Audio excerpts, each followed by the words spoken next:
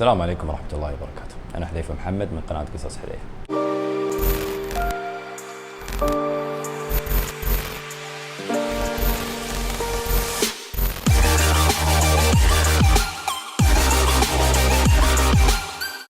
من قبل أبدأ بأي قصة أتوقع من حقكم إني أعطيكم تعريف بسيط عن القناة.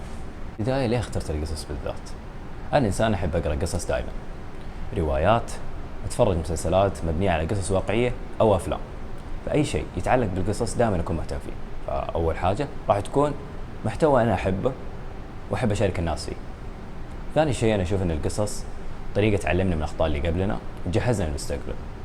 عشان كذا أبغى أشارككم قصص أحبها بطريقتي الخاصة. راح يكون عندنا إن شاء الله قصة كل أسبوع، كل يوم خميس. راح تكون عندنا قصص متنوعة وبطريقة مختلفة. ما راح أقدر أعطيكم أي تفاصيل زيادة عن كذا، لكن انتظرون الأسبوع الجاي. قصتنا اليوم غريبة ويمكن تكون صادمة لأكثر الناس. بس قبل ما أبدأ بالقصة خليني أقول لكم شيء. أكيد كلنا نتفق أن الزواج شيء أساسي في حياة كل إنسان. شخصين يتقابلون ويقررون أن هذا الشخص هو الإنسان اللي يبغون ينضم معاه طول حياتهم بدون أي أسرار وشروط بينهم، حب مطلق بين الطرفين. لكن تخيل في يوم من الأيام أن الشخص اللي أنت اخترته عشان تمضي معاه كل حياتك يطلع إنسان غريب، حتى اسمه الأول ما تعرفه.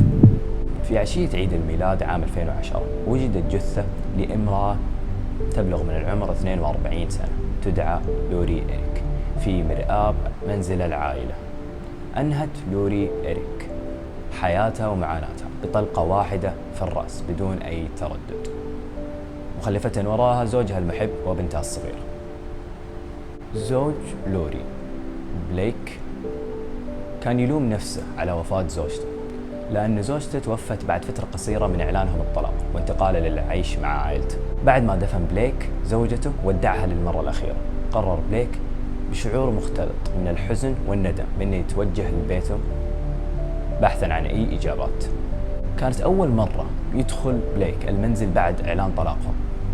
أول ما دخل بليك المنزل انهار بالبكاء وتذكر زوجته. كانت في كل زاوية من زوايا المنزل ذكرى سعيدة وذكرى أخرى مؤلمة. خلال رحلة بليك لاستعادة الذكريات وجد صندوق مغلق بعناية في أسفل خزانة.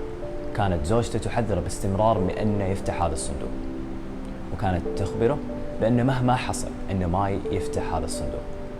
لكن بعد وفاتها كل هذه التحذيرات لم يعد لها وجود. بليك قرر أنه يفتح هذا الصندوق، لكن ما توقع اللي كان راح يصير.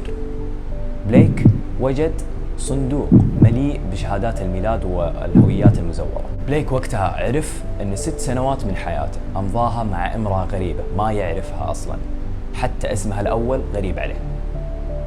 بليك انصدم، ومن يقدر يلومه؟ 6 سنوات من حياته كانت مع امرأة غريبة يتشاركون طفلة ما يعرف حتى أمها. لو جات بنته وسألته يوم عن أمها ما راح يقدر يجاوبها بأي شيء. بليك زوج لوري عام 2004. زواجهم دام لأكثر من 6 سنوات حتى أعلن الطلاق عام 2010. لوري أصيبت بالجنون بعد الطلاق. كانت تهدد العائلة باستمرار وترسل تهديدات بالقتل واقتحام المنزل، وكانت تحاول إقناع عائلة بليك بأنهم يقنعون ولدهم للرجوع للعيش معها. خلينا نرجع بالزمن شوي للوراء ونتكلم عن قصة زواج وحصول لوري على هويتها الأخيرة. في البداية خلينا نتكلم عن الهوية. قبل زواج لوري وبليك، لوري كانت تدعى ببيكي. حصلت لوري على هذه الهوية من احتراق منزل أودى بحياة طفلة تبلغ من العمر 2 سنين. لماذا استهدفت لوري هذه الهوية بالذات؟ بسبب أن هذه الطفلة ولدت في ولاية وتوفت في ولاية أخرى. فتقدرون تعرفون من القصة أن لوري كانت خبيرة من قبل، ما كانت أول مرة لها أنها تسرق هوية وشهادات ميلاد.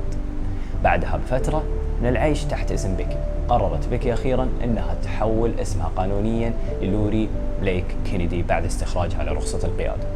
أخيراً انتقلت لوري إلى دالاس للزواج من بليك.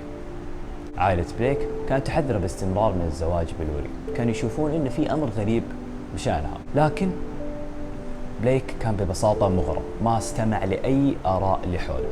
لا عائلته لا أصدقائه ولا أي أحد، ما كان في أي أحد يوافقه بهذا الزواج. في النهاية قرر بليك أن يتبع حدسه ويتزوج من المرأة اللي أحبها. أخبرت لوري بليك بأن أبواها توفوا وهي في عمر صغير، لم يكن لها أي أقارب ولا أي إخوان. بليك صدق لوري أخيرا وقرر الزواج منها عام 2004. بسبب عدم أي أحد برغبة بليك بزواجه من لوري، كان الشاهد الوحيد على زواجهم هو القس. لم يكن أي أحد يرغب في حضور زواجهم، لكن بليك لم يهتم بكل هذه الأمور، قرر أن الزواج من المرأة التي أحبها. كانت حياة لوري وبليك مليئة بالصعوبات. من بداية زواجهم كانوا يحاولون الإنجاب ولكن بدون أي فائدة، كل محاولاتهم كانت تبوء بالفشل، حتى عام 2008 عندما رزقوا بطفلة صغيرة. وكانت هذه نقطة التحول في حياة الزوجين. عندما رزقت لوري بابنتها الأولى تحولت تصرفاتها للأسوأ. كانت خايفة جدا على بنتها، وتقولون من الطبيعي أن أم تخاف على بنتها، لكن مو بهذه الصورة. كانت تمنع أي أحد من الاقتراب من بنتها الوحيدة، حتى جدانها إذا كانوا يحاولون زيارة المنزل كانت تمنعهم.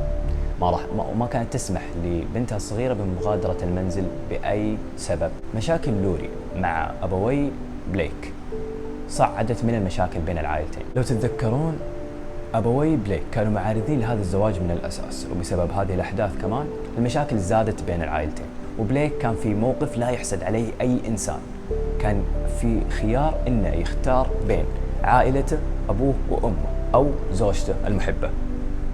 لكن بليك في هذه المرة ما قرر أنه يوقف في صف زوجته، وقرر أخيرا أنه ينهي معاناته ومعاناة عائلته، لأنه يعلن الطلاق أخيرا عام 2010. الطلاق كان نقطة النهاية للوري. لوري بدأت بمحاولات يائسة لاستعادة زوجها. صحيح أن لوري كانت سارقة، لكن حبها كان صادق لزوجها. كان هو الشخص الوحيد اللي كان مالئ حياتها، الشخص الوحيد اللي كانت تحبه، والشخص الأخير اللي أحبته. تهديدات ومحاولات لاقتحام منزل العائلة، كل محاولات لوري باءت بالفشل. لوري قررت أن السبيل الوحيد لإنهاء معاناتها هو بإنهاء حياتها. توجهت لوري لمنزل العائلة في عشية يوم الميلاد، موقفة السيارة بالقرب من منزل عائلة بليك. تكتب آخر كلماتها في هذه الحياة. كتبت لوري رسالتين، رسالة واحدة لزوجها المحب تودعه فيها، والرسالة الثانية لبنتها الصغيرة. لوري فارقت الحياة بطلقة واحدة في الرأس، منهية معاناتها وقصتنا لليوم. كانت هذه قصتنا لليوم. لا تنسون تعطوني آراءكم عن القصة تحت في الكومنتات. هل تشوفون الحق مع لوري ولا مع بليك؟ وش راح يصير لو كنتم في نفس الموقف اللي كان فيه بليك؟ هل راح تختارون الزوجة أو العائلة؟ أو حتى بعد ما تكتشفون أن الإنسان اللي عشتم معاه طول حياتكم كان إنسان غريب؟ لا تنسون اللايك والسبسكرايب والشير إذا عجبتكم القصة. إن شاء الله راح أجيكم الأسبوع الجاي بقصة جديدة. سبحانك اللهم وبحمدك، أشهد أن لا إله إلا أنت، أستغفرك وأتوب إليك. السلام.